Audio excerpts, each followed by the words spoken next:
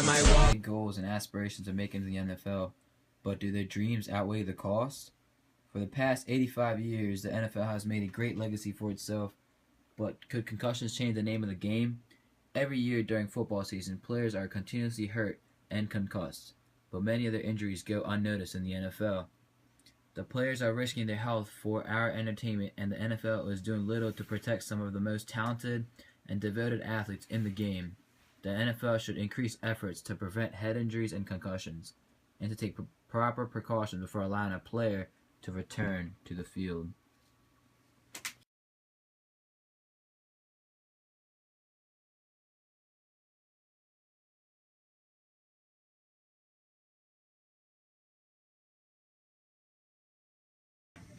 I'm here. I'm a foster right here with Coach Probst, the star teacher, star athlete himself. How are you doing today, sir? I'm doing well. How are you, Mufasa? Pretty good, pretty good. Good. A couple questions for you today, sir. Okay. What sports have you played or currently do play? Well, I was always involved in football. From a little guy to today, I'm still involved in football. I was always involved in baseball and golf. I like golf. Yeah. Cool, that's cool. Do you still play those sports or do anything related to those? Well, involved in coaching, obviously, both at the varsity level now for 18 years, and I also coached my son in the rec program as well for the last few. So, been involved in that. A little too old to be playing anymore. Coach, you're more than 21. Hey, thanks, buddy. Have you ever been injured playing that sport? If so, what happened? Injured, yes. I've got a nice little thumb here. That's kind of a wreck. Got really bad ankles. Knees are a problem. As far as any concussions, I don't remember if I had any. So no, yeah. Go ahead. Have you ever played with those injuries, or do you think it was or would have been a good choice? Why should you do so?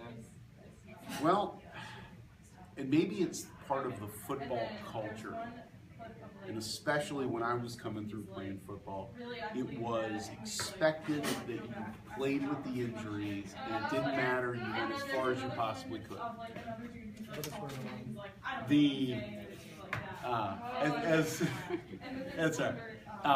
Thank you. When I was growing up and playing, we played through it. I remember one time I got dinged really badly. In fact, I played at Smyrna Park High School, and we were playing Chesapeake High School in Anne Arundel County, and I got dinged in the head, and my head hurt so badly. But I don't. Take care, Jason. Live television, right? Okay, it is all good. So what happened is I went back in. There was no concussion test. There was no concussion protocol. No baseline. Nothing. We played on. As far as the hand injuries, leg injuries, you play on. That played on. What are your views of how the NFL watches and takes care of players with concussions? I think that they are working really hard now to do the right thing for the sport, for the athletes, and to make up for past transgressions. I think that there was a long time that they messed up. They were not proactive in taking care of their players, and they tried to cover that up, which is more egregious than simply not taking care of it. They physically covered it up. In the League of Denial, in that book, and in the documentary that came out as a result, was all about their covering up the concussion stuff. Well, they're making up for that, and that's a positive. That's a good thing. I fear for the future of the game, because as more and more parents choose not to put their children into football, it's going to hurt the game. It's going to hurt the game that we love. So I'm concerned about that. However, a lot of the things that the NFL is doing, as well as colleges are now doing, it filters downwards. And so we're starting to see a lot of those concussion protocols. Baltimore County now just announced that they're going to do baseline testing, and that's a positive. Coaches are now being instructed on how to properly teach technique to prevent concussions. You're not going to ever get rid of them 100% if you're going to play football. However, to start to at least be educated on how you're going to treat players with that, and also how you're going to coach technique to prevent it, that's a good thing. And awareness, I mean, that's positive. So I think the negative of the NFL experience is now going to help out to be a positive for them. So you say there's a lot like being improved, but do you think there's like still a lot more to go? Oh yeah. I mean, I'm sure that the brain, we don't understand the brain. Yeah, obviously I'm no rocket scientist or brain surgeon, but I would imagine there's some things that we don't know, and even the smartest people out there, they don't know.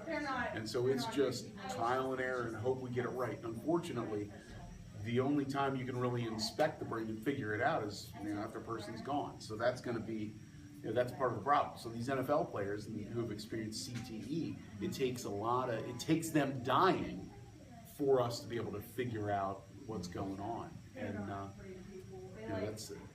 I think there's a long way to go in the research and in the process, and then that takes time to evolve into policy, and policy takes time to evolve into actually action, and then takes time to get evolved into results. So we're a long way away from really seeing the fruits of concussion research.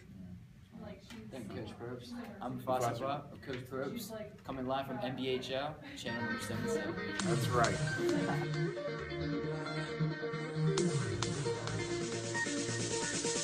I might walk in the club, leave with the whole party, see the light in my eyes, we just getting started.